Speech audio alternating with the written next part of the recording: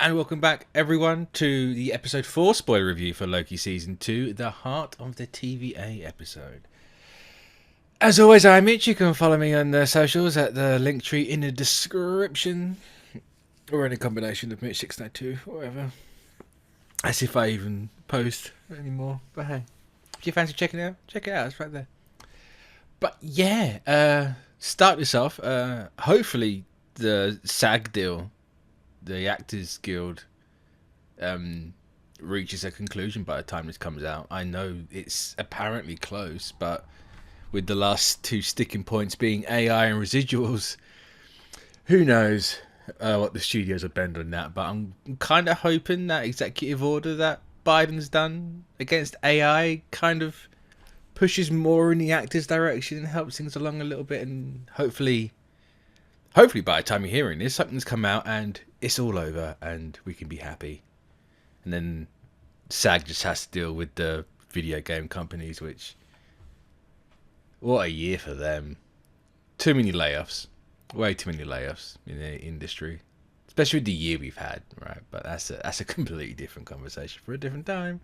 So support your actors, support your writers, support the artists that makes the things you love. But yeah, let's get into the episode. And where do I even start?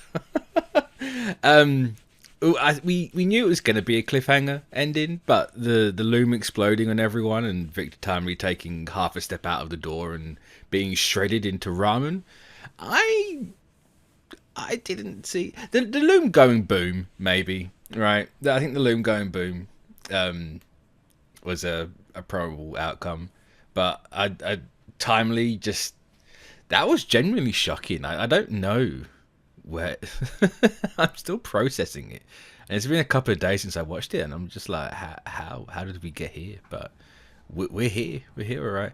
But yeah, everyone in this, and like genuinely everyone, I think gives the best performance of the entire show, like, including season 1. Really, like, it's crazy how good everyone is in this episode. You know, whether that's because the TVA is literally just falling apart, I don't know, but there was something about this one that seemed above everything else. It felt like the finale of season 1, where it's literally just Loki, Sylvie, and He Who Remains talking for like 45 minutes, right? It was like that, but for me, just that little step up. But it's just, they threw so much at us in this episode, right? You know, we got the revelation that He Who Remains did actually wipe Renslay's memory at what I can only assume is the start of the TVA. You know, it's the end of the multiversal war. He's thanking her for everything. You know, they seem pretty close, pretty tight, and then he's like, "Hey, Miss Minutes, you know, wipe her." Get her going, you know, wipe my number from my phone. You know, it's a bit very shady, very scummy. But you know, that goes down about as well as you would think. You know, you've been putting your heart and soul into this TVA and wanting it to succeed for this one guy for eons, you know, an incalculable amount of time, and then you find that out because the salty horny AI is mad that she's not gonna get real boobs. And yeah, I entirely do not blame Renslayer in the slightest, to be honest. I would be pissed. Which, I wonder what exactly is going to be the future for Renslayer, right? Because in the comics she ends up, not that I know a lot about Renslayer, you know, quick little wiki, and she ends up as someone called Terminatrix, right? And I wonder if that's like the direction they go with her, because they seemingly put her in the spot where her and Kang are in the comics, right? Because they have that like that relationship, that togetherness, but they're constantly backstabbing each other in a weird roundabout way. So they're clearly setting her up for that part. But I wonder if, like, you know, we're gonna get her in like a Secret Wars. I hope we do. I feel like you can make a really interesting angle with that. Like, you know, you just kick the living crap out of every Avenger imaginable across all time and reality. You know, everyone we've seen in the movie for the last 20 years, and then Renslayer just comes out and shanks in the back. Right. It'd be interesting way to go about it. But we get this absolutely brutal scene. I had to talk about this one earlier, or not earlier, but early in this spoiler review, because this genuinely might be one of the most horrendous things in the MCU so far. Because you know what happens when those cubes crush things, right? They set it up in the other episode with X5. Is it X5? I keep wanting to say X15, but I know it's B15. I think it's X5. Brad is, as you know, he's affectionately known in the timeline. But, you know, we see that chair get crushed, and then Loki threatens him with the same cube, right? But then we get this. It's disgusting, quite honestly. I think it might genuinely be like the most disgusting thing Marvel's ever done. And I know there's been a conversation about that, and you got people online being like, "Oh, don't see anything. Disney could never." Like, the whole point of it is that you don't see it. You just hear it, right? All you see is Renslayer's reaction, which doesn't look particularly happy about everything. And why should it be, right? She's literally killing, you know, she's making a human burger out of people that she's worked with for countless timelines. And then it's juxtaposed. I can't even say that word. It's juxtaposed. It's contrasted. Let's go with that one, because English no good. It's contrasted by Miss Minutes, like a blank animated stare, but really happy, like, you know, cold dead eyes. The she's lost it look, right? And, you know, you got X5, and he's wondering if he's made the right choice. But all you hear is the sounds. Right, all you hear is just the crushing and the squishing, and then you cut to Timely with the hot chocolate machine. Obviously, this is jumping ahead a little bit, but just the final drips of that to emphasize what they've just turned into is fantastic bit of cinematography for me. Right, or even just it was just so well done. Like, whoever came up with that, like, well done. Like, round of applause. That was disgusting yet brilliant at the same time. But before you get all that, right, we have the scenes with Victor Timely and OB, Casey, Loki, Mobius, and Sylvie, and just the whole gang, right? And it's, I think, everything I wanted from the second Timely came into this, and we had that, you know, it's like we now have everyone, right? Everyone who's in this show is in this show. You wanted this, and we got it, right? Not that I think it's all sunshine and rainbows, because, you know, I say sunshine and rainbows. That's not even where my thought was going. I don't know why that actually came out of my mouth. I might edit that out. I might leave it in. Who knows? But it spits in the face of the timeshare theory. Not that I ever get attached to theories, right? And no one ever should, because you're making assumptions. If you're right, you're right. Cool, well done. If you're wrong, cool. Appreciate what you've just got instead, right? But the whole prototype in his life's work is, I say it's a misdirection, right? It's I did like, I'm not complaining about it in the slightest, but it'd just be like, hey, I just conveniently had the component you're missing through your throughput multiplier, right? Chink, twist, done. It's whatever, you know. I overcomplicate theories, and I think that was overcomplicating it. It's just like, hey, wouldn't it be really cool to see? But yeah, it would have done. Obviously, in context, doesn't make a lot of sense. But who knows? Maybe we'll get to see Timely later on. But we'll get to that. So there's one thing I want to talk about, right? And it was very subtle. No, it was very, like, you had to kind of be paying attention, but it's a blinky you miss it sort of thing. But in the last episode, when we first meet Timely, he's like, oh, I don't do partnerships. No. It's like, no, you buy this thing and I'm out, right? He doesn't work with anyone. But he meets OB, and he straight away acts like he's in a partnership. He's like, no, it's me and you, we're going to work together. Right? But then you also have the scene where he's been it's post the hot chocolate thing. The poor, I can't remember what number he is, but X5 prunes the TVA agent with Timely, and then he takes Victor to Renslayer and Miss Minutes, and they have the whole, you better tell me what I want to hear. Like, if I don't like what you hear, you're getting pruned, right? He drops the stutter. The speech impediment goes, and I think as that goes, he kind of acts a bit more cocky, a bit more arrogant. It's slightly out of character for what we've seen with Timely so far, right? And obviously we don't get any more on that because the system gets rebooted because OB's trying to get rid of Miss Minute, so we then lose her, and then the Loki and Sylvie thing with X5 and pruning Renslayer. Like, there's no time to develop and actually hear the conversation, what he was going to say, because what does he have that he wants to hear? You could say he's just trying to not die, not get pruned, right? But there was just something, those two scenes coupled together, it threw me off Timely a little bit. And I think it throws Sylvie off as well, because he does the handshake with Ouroboros and she has that look. Not that I remember her being there when he said he doesn't do partnerships, so why would... But I could be misremembering that episode, but it was a very convenient thing, right? To put that idea in the, hey, this is not what this guy acts like. This is not the character. This is not how this character is supposed to act, right? But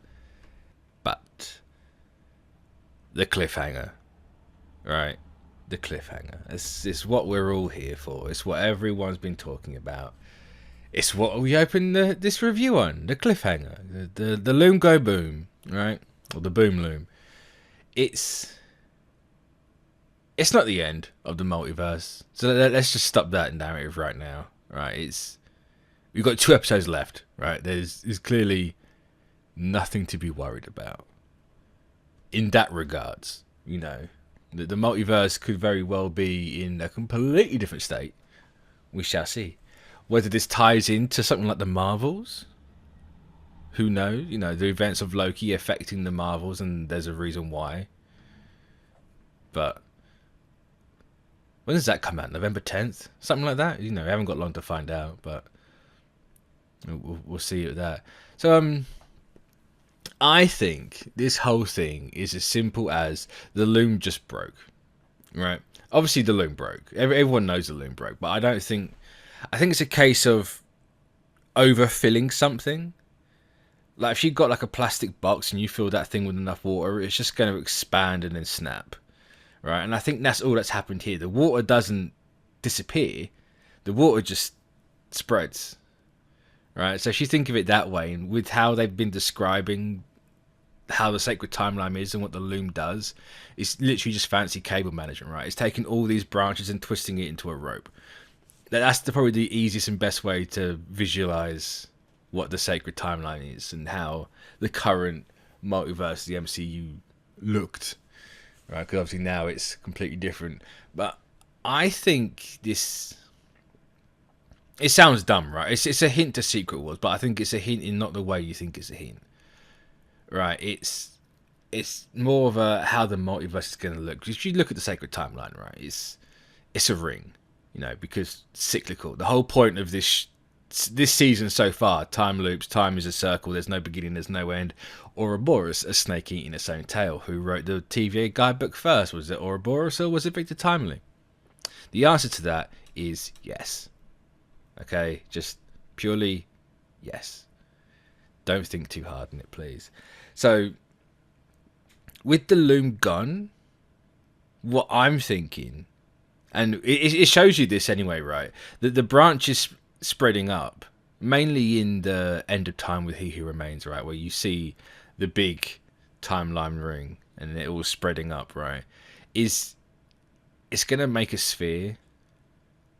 Or for a better word, it's going to make a globe, right? And it could be an interesting idea. I don't know how you can necessarily make it work, but you could possibly do it. We haven't seen anyone interact with the actual, not personification, but the the manifestation of the multiverse, right? Like, we know it's there, you can see it, but can you actually like touch it, right? If you can touch each individual branch in some shape or form, like, could that mean the multiverse then becomes a solid object and you have it be a sphere or a globe?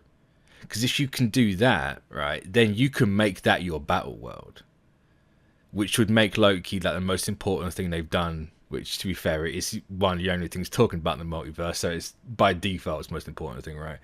You know, the timeline going from a ring to a sphere with all these branches and how dense that is, and that being battle world, I think could be really cool and a really unique. Instead of just smushing things together, right? You have, and like having like districts and states of different realities. It's battle world is just the, I forgot the word I used for it.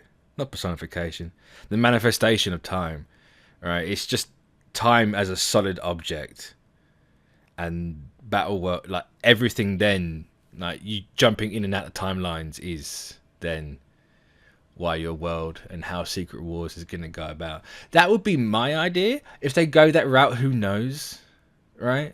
But that's just the way my brain's thinking at the minute for why. Now, for how, because obviously, you know, we've seen, they've released a trailer for the next 2 episodes, right? So we know what's coming. We know there's more multiversal stuff. We know, spoilers, Mobius gets the jet ski, because they spoiled that in the trailer. So it's technically not spoilers because it's public information there. So we know that they're going to have like this Groundhog Multiverse Day, right? Or like a Happy Death Day, a time loop. Because why wouldn't it be a time loop, right? Ouroboros, again, we're getting back into it. But also there's that poster, right? And, you know, hindsight's a fantastic thing when you get context with posters. It's, to me, it's a sign of a good poster, right? You release a poster, it's intriguing to look at, even if it's been made by AI and it looks horrendous. But the concept's there, right? And then you watch the thing and you get context for the thing, and you're like, huh, that's really clever. They literally were on the nose with it. You know, he's running on the face of Miss Minutes, and there's all different versions of Loki. Guess what? That is your episode 5. They told you right from the bat that that's episode 5. He's running around in circles because time is cyclical. It repeats. It never ends. It never begins. He's not going to be on the same one. He's going to be in different variations of himself. That is at least episode 5. Episode 6, on the other hand, who knows? They could stretch across both. They might not. But I kind of think with how they're going about time loops, it's going to end at the end of season 1, which I think would be really interesting if we end up back there, right? And it's the whole "see you soon" wasn't referring to Victor Timely, which it could very well be, but it was actually referring to He Who Remains, knowing that him dying is going to cause too much crap, so Loki's going to have to eventually come back, right? And that's where we end this season, and Loki is just literally trapped in one gigantic time loop, and the only way out of it will be to have Secret Wars. But that's my thinking. I know that was more of a theory video than anything. It's still spoilery. It's fine. It's in context. It's not clickbait. So, yeah. I think I've gone on long enough. So, let me know what you all think in the episode. Am I way off? I assume I normally am. All right. I even said that I overcomplicate things. I think if I've overcomplicated it, cool. I'll see what the show gives us and judge it for what it is. If I'm spot on, no one will ever hear the end of it. Okay? That's just how I roll. So that'll be all from me for this week, and I'll catch you in the next one. So, bye.